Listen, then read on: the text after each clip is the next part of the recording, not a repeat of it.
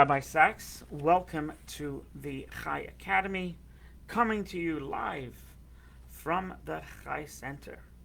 So we started a new course last week, and this the end of last week, and each class, by the way, is self-contained. You'll be able to gain without having to worry. Did you miss a class? You can always go back. So we started a new course. The course is called the Holocaust. Our previous course was modern day Israel, and of course, what led to modern day Israel is not exclusively, but is the Holocaust.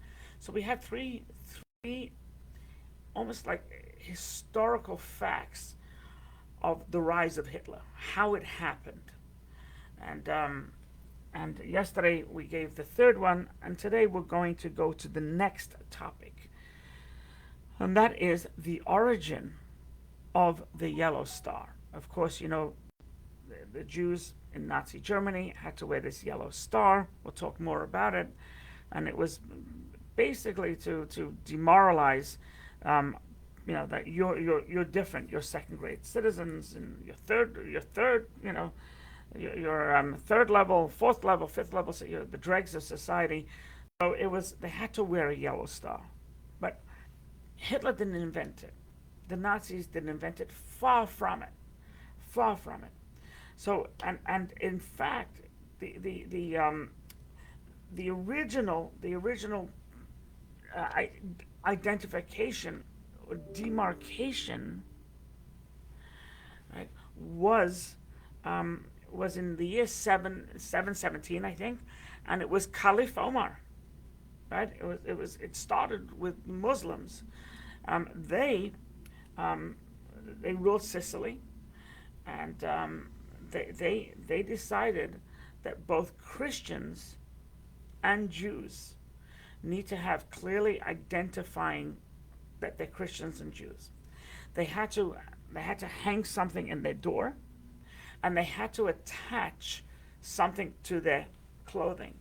So it's interesting is that the Christians, they made them attach a caricature of a swine, and the Jew had to be a donkey. So they were, and then the other caliphs. Now this he was a caliph, I think, just for a few years, but the next caliphate, the next it was even more severe, and it was enforced, etc., etc. So that's really the origin of when it started. Now we know in crimes, it's very often you get a copycat crime. So we had copycats of demoralizing people by making them wear identifying marks. If we fast forward to 1218, 1215, so there was something called the Fourth Lateran Council. This Lateran Council was headed by Pope Innocent III. He was far from innocent, and the irony is he has that's what they called him. Anyway, so what he did, and by the way, this Lateran Council, a couple of things. First of all, that you must do confessional once a year, right? If you are to be, God-fearing Christian, you have to do once a year. And the other thing is that he wanted to start identifying people. So he decided it's important to know who's a Jew, who's a Christian, and this Lateran Council, right, by Pope Not So Innocent, the third, wreaked havoc, way more than the caliphate. So different because of the Lateran Council.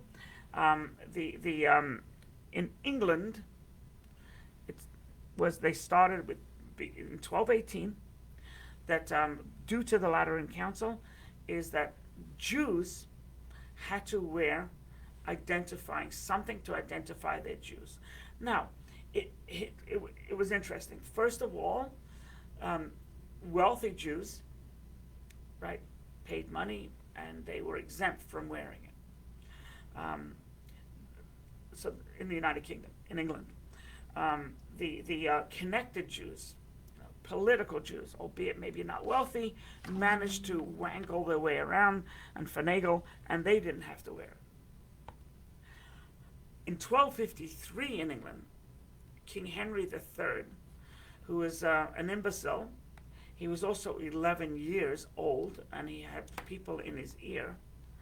So he wrote an edict that it's not just Pope not so innocent the third, but the crown, King Henry III, a boy, that there has to be a badge for Jews, right? So and it was a white badge, or it was a dual colored badge. It depends, I guess, which Jews wear, etc. When King Edward the First came into power, he said, "Hold on, white. I want it colored, and I want it made yellow. It needs to be shiny, like a taffeta type of, and it has to crinkle and make noise, right? It has to be." So it's very specific about what the Jew has to wear. It has to be 6 fingers wide and 3 fingers broad, etc. And it was yellow. So that's the first, really the first time that yellow came into play by King Edward. So Henry III, the boy, the imbecile, he didn't, define size, etc.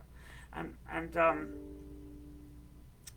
by the way, what's interesting, just parenthetically, this halachic responsa about Jewish law.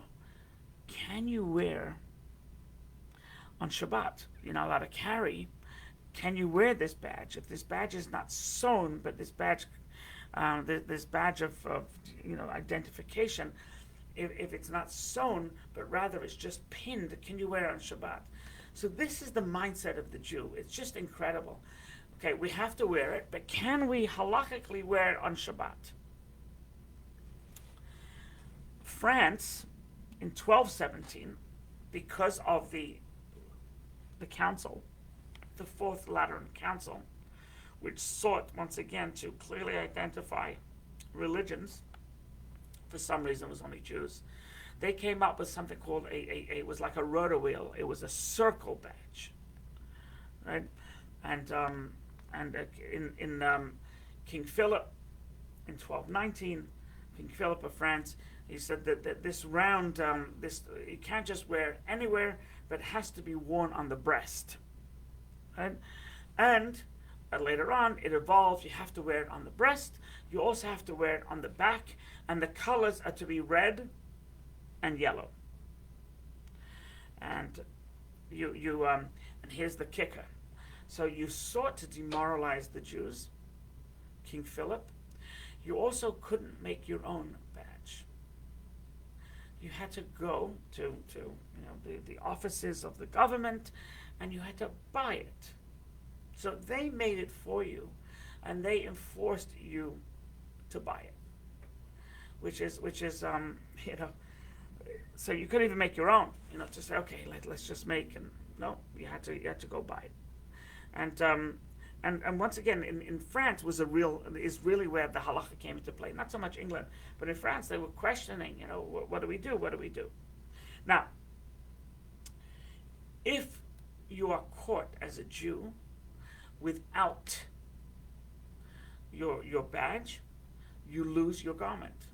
Okay? It's not on your shirt. It's not on your back. Take off your garment. It is now confiscated, and I guess it's the person earned themselves a nice silk blouse or a Oxford pinpoint cotton shirt. So that's the first offense. The first offense is you lost your shirt. This, which is maybe where it was coined. The second time that you gambled and didn't wear it, it was severe fines. So it didn't pay not to wear it, because you would just lose your garment, or you have to pay. So that was France.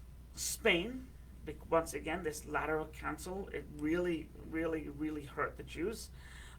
So in the 12th century, they came up, also around 1218, 1219 or so. They said, okay, you have to, 13th century, I guess, but 1218, you have to wear a badge. So at that point, the Jews in Spain, right, it was still before 1492, where we had no voice, they were not passive, as opposed to England, as opposed to France. They said, oh yeah, you keep up with this, and we will leave. We'll just leave. We'll go to another country, and we'll take our business elsewhere, so to speak. And it was rescinded. It was rescinded until 1228.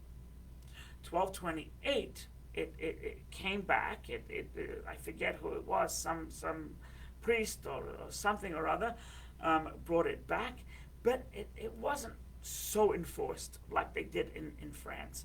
And connected Jews, once again, were exempt. You actually got an exemption from wearing it. In Spain, it evolved. In the 13th century, you didn't have to wear a badge, but you had to wear a rounded cape to show that you were a Jew. And the colors, it had to be green and with a red bullseye. And that was apparently in Spain. That was the colors of mourning. And they said, "Yeah, Jews, you have to wear it because you're in mourning, because you lost the temple was destroyed, and you know why the temple was destroyed? Because you did not accept Jesus. So therefore, mourn your temple." And so they had to wear this round, stupid cape, green, and with a bullseye, which I think tells you a lot. In Italy, once again, because of the Council of Pope Not So Innocent, Pope Guilty III, 1221, they came out with an edict that Jews have to wear a blue badge, right? And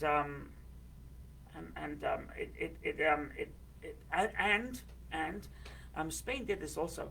You had to wear your hair long, and you had to grow a beard, because at that time, the most of the populace did not have a beard, and therefore, maybe in England they did, but in Italy and in Spain they didn't have, and so therefore that would show that you have long hair, long beard. You're probably a Jew.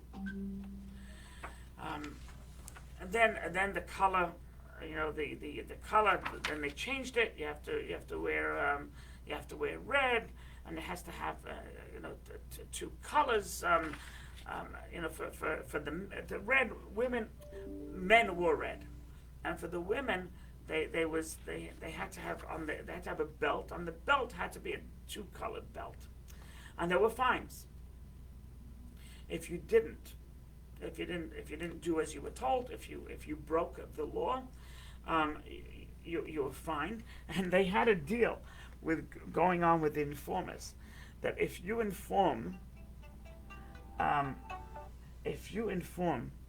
on somebody and they were fined, the informers got half the fine. So they got half the money. So it was like commission based, and it was a business for the informers to find a Jew that's not wearing it, drag him, give him the fine, and the informer got half the fine. In Italy, Pope Paul IV in 1555 came up with the idea of ghetto, right? That if the Jews lived in the ghetto, then we would less chance that they would mingle, less chance that they would. And by the way, they quoted biblical verses, Leviticus chapter 19, right? So they quoted different biblical verses to give them the platform, the gushpanka, to put Jews in ghettos and to make them wear badges. So that was Italy, and Pope Paul IV, not a nice man at all. Now we come to Germany. So Germany, once the Lateran Council took place, Germany decided that you have to have pointy hats. Jews have to wear these hats that are pointy. I guess like I think it must be like a wizard, the witch's hat or a wizard's hat, and you had to have a badge. And in 1418, they said that women have to place bells at the bottom of the hem of their outfits. I believe then it was called dresses. That so that way you can tell, you can hear, oh, here comes the Jewish woman. Right? Now, the Nazis, when they came to power, so they in 1938, as we discussed yesterday or whenever it was, in 1938 they put up these big yellow signs, yellow star signs on stores and the shops, that you should know this is a Jewish shop, and therefore you should boycott it. And they had once again the stormtroopers standing outside. That this is 1933. I'm sorry, in 1933. That this is you're about to go in. This is a Jewish shop. Why don't you pay homage and give your business to the non-Jewish shop? September 1934, Germany invaded Poland. Now, it was in October of 1934 in Poland, because of this Nazi loser. If you were a Jew in Poland after the occupation, then you had to wear a yellow star. But in the Reich proper, in Deutschland, Germany, not occupied countries, but that began in 1941. So in 1941, any Jew over the age of 6, right? You had to wear this yellow star, and the yellow star, the Germans said that it had to have a big J, or the word Juden or Judah, right? Now, and that was a decree in every German in the Reich and every place they occupied from here on in, that you had to wear this star. Now, in Holland, the Dutch, once the Nazis made this decree, so I'm sure you're familiar with this story, is that the Dutch, they fabricated 300,000 yellow stars, and they gave it out indiscriminately. They gave it out to Jew, they gave it out to non-Jew. And they said, if they're going to, the Jews are Dutch citizens, right? And for us to make a distinction between Jew and not Jew is terrible. So if this is what the Reich wants, that Jews have to wear yellow stars, and they force us to do it, well, we're also going to, anybody and everybody, wear a yellow star in solidarity. So that was Holland. Beautiful, brilliant, and it worked. Right? Can you imagine other countries? In Denmark, when he was told, the king was told that the Jews have to wear yellow stars, he said, absolutely not. And they said, well, you must. So he said, okay, if we must, I will put on a yellow star, because these are my people. So Hitler did have some pushback, and so Holland, Denmark, just off on the side, where he got a really tremendous pushback, because he was such a nut job, was Franco.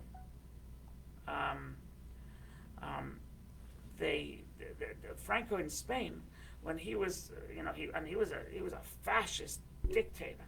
When Hitler said, give me your Jews for extermination, Franco said, no way, get that, right? Get the heck out of it. We're not giving you the Jews. So he was such a nut job and he had the gall, and there was nothing Hitler could do about it.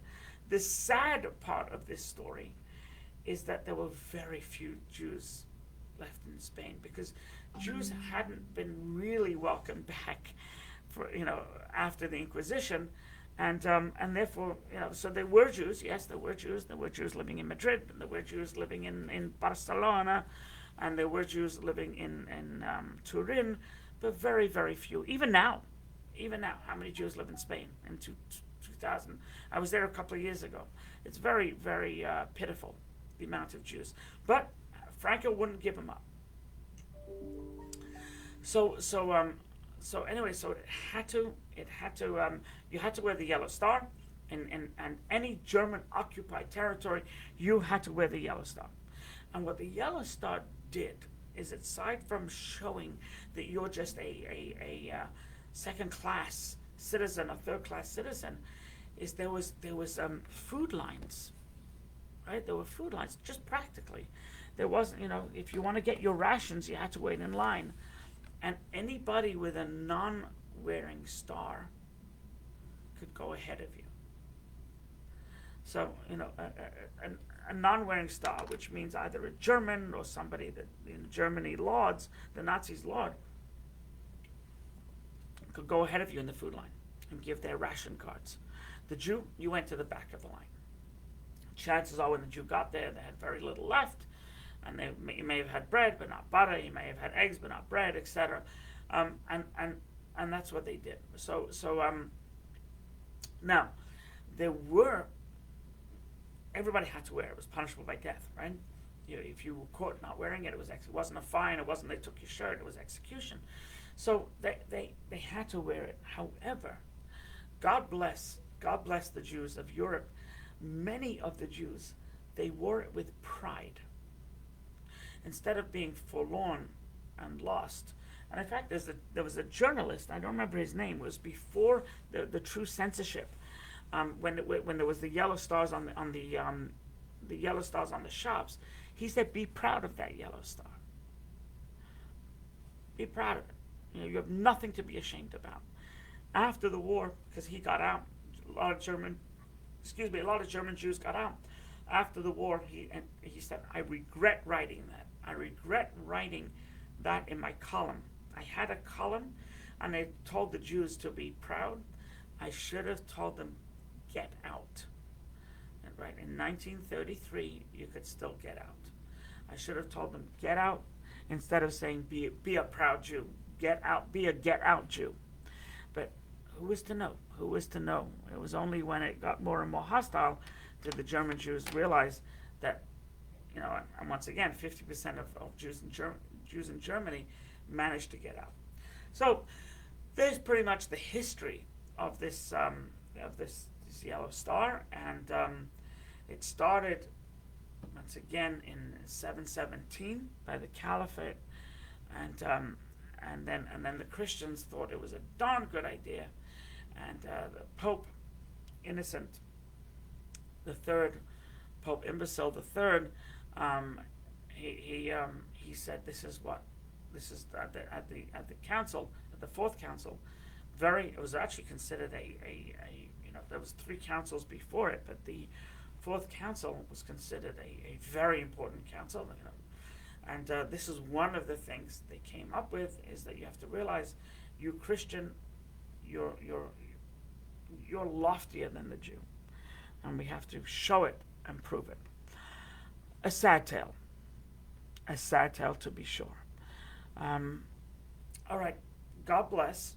If you have questions, I didn't. There was no questions posted here today on this live. But if you do have questions, you can always post here. You can also rabbi@thechaicenter.com. If you wish to see previous classes and courses, literally at this stage, you can go to YouTube channel Chai Academy, or you can go to thechaicenter.com/academy, and there's such a large selection, an online video library. We are, please God, we will be also on Spotify podcasts. We are working to get our podcasts there as well. So you'll do us a favor by spreading the word. Today is my Hebrew birthday. 10 years till I collect Social Security. I'm able to collect, anyway, my blessing on a birthday, you're allowed to bless. You're allowed to bless any day. On a birthday, you have more of it's an auspicious day to bless. So hereby bless all my viewers on this day, that you should be blessed with health, first and foremost, happiness, joy from the kids, joy from each other, and you should have success physically, spiritually, emotionally, mentally, and economically. And if it is decreed in heaven that you need obstacles, let them be small ones, minor aggravation, and just small little life lessons.